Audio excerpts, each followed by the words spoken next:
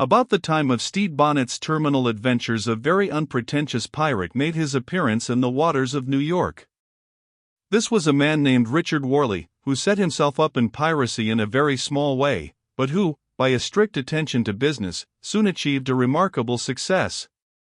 He started out as a scourge upon the commerce of the Atlantic Ocean with only an open boat and 8 men.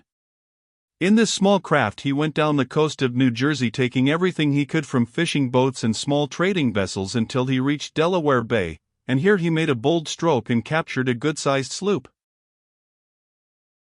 When this piratical outrage was reported at Philadelphia, it created a great sensation, and people talked about it until the open boat with 9 men grew into a great pirate ship filled with roaring desperadoes and cutthroats. From Philadelphia the news was sent to New York, and that government was warned of the great danger which threatened the coast. As soon as this alarming intelligence was received, the New Yorkers set to work to get up an expedition which should go out to sea and endeavor to destroy the pirate vessel before it could enter their port, and work havoc among their merchantmen.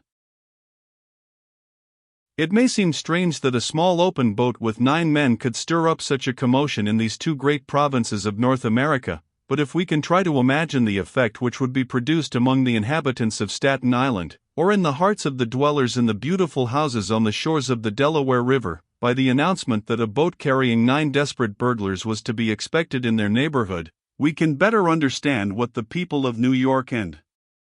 Philadelphia thought when they heard that Worley had captured a sloop in Delaware Bay. The expedition which left New York made a very unsuccessful cruise.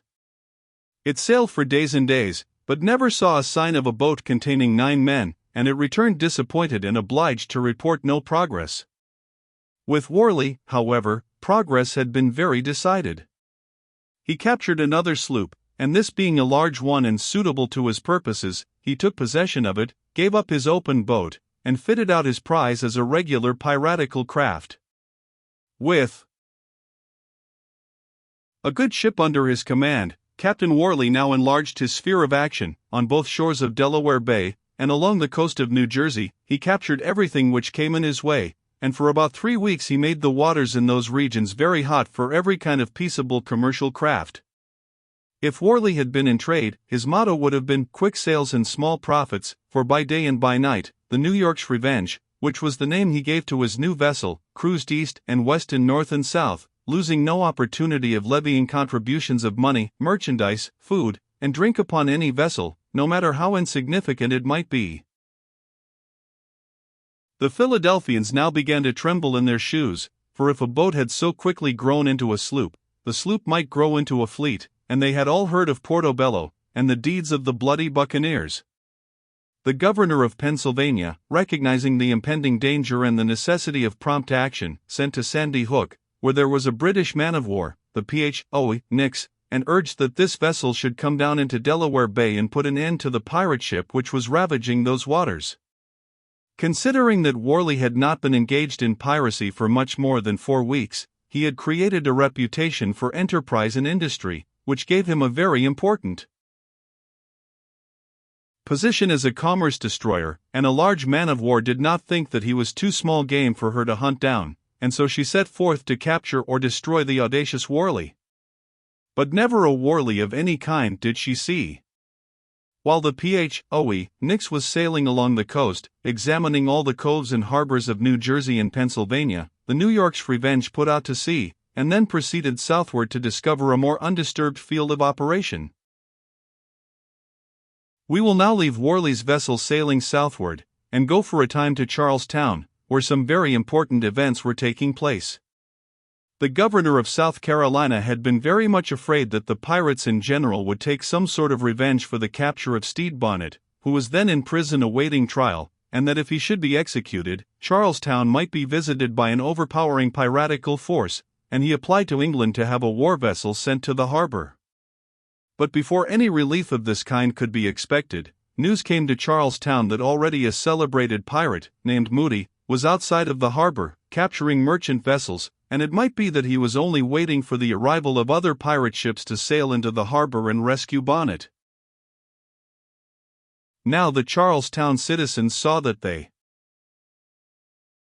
must again act for themselves, and not depend upon the home government. If there were pirates outside the harbor, they must be met and fought before they could come up to the city, and the governor and the council decided immediately to fit out a little fleet. For merchant vessels were quickly provided with cannon, ammunition, and men, and the command of this expedition would undoubtedly have been given to Mr. Rhett had it not been that he and the governor had quarreled.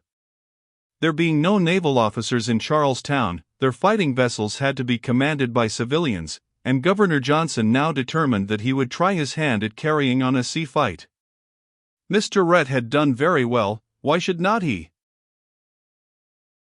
Before the governor's little fleet of vessels, one of which was the Royal James, captured from Bonnet, was quite ready to sail, the governor received news that his preparations had not been made a moment too soon, for already 2 vessels, one a large ship, and the other an armed sloop, had come into the outer harbor, and were lying at anchor off Sullivan's Island. It was very likely that Moody, having returned from some outside operation, was waiting there for the arrival of other pirate ships, and that it was an important thing to attack him at once, as it was very desirable that the pirates should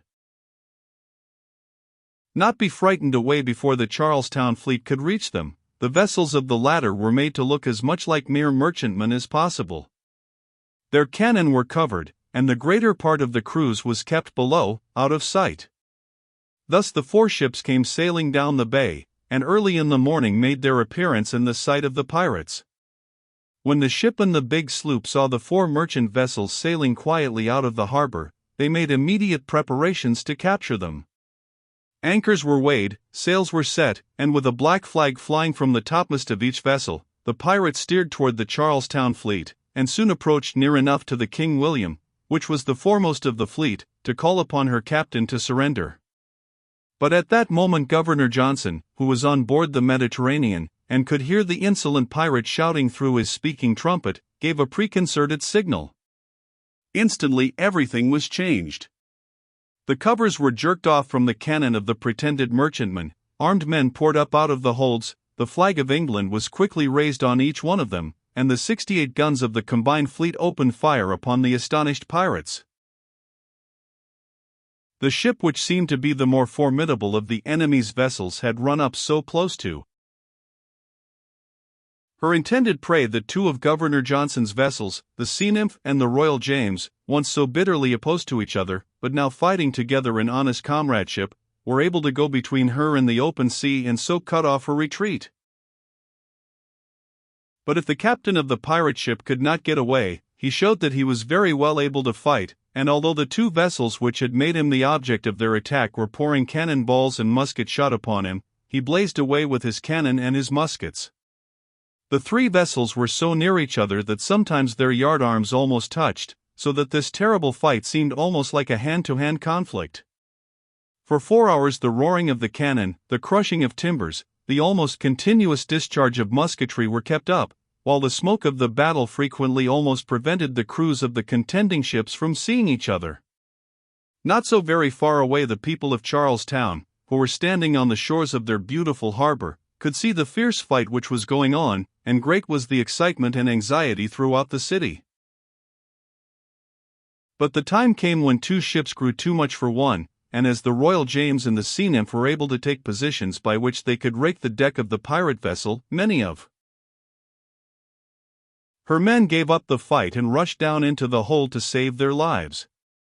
Then both the Charlestown vessels bore down upon the pirate and boarded her, and now there was another savage battle with pistols and cutlasses. The pirate captain and several of his crew were still on deck, and they fought like wounded lions, and it was not until they had all been cut down or shot that victory came to the men of Charlestown. Very soon after this terrible battle was over, the waiting crowds in the city saw a glorious sight. The pirate ship came sailing slowly up the harbor, a captured vessel, with the Sea Nymph on one side and the Royal James on the other, the colors of the crown flying from the masts of each one of the 3. The other pirate ship, which was quite large, seemed to be more fortunate than her companion, for she was able to get out to sea, and spreading all her sails she made every effort to escape. Governor Johnson, however, had no idea of letting her get away if he could help it. When a civilian goes out to fight a sea battle, he naturally wants to show what he can do, and Governor Johnson did not mean to let people think that Mr. Rhett was a better naval commander than he was. He ordered the Mediterranean and the King William to put on all sail, and away they went after the big ship. The retreating pirates did everything they could to effect escape, throwing over their cannon and even their boats in order to lighten their ship, but it was of no use. The governor's vessels were the faster sailers, and when the King William got near enough to fire a few cannonballs into the flying ship, the latter hauled down the black flag and without hesitation lay to and surrendered. It was plain enough that this ship was not manned by desperate pirates, and when Governor Johnson went on board of her, he found her to be not really a pirate ship, but an English vessel which not long before had been captured by the pirates in whose company she had visited Charlestown harbor.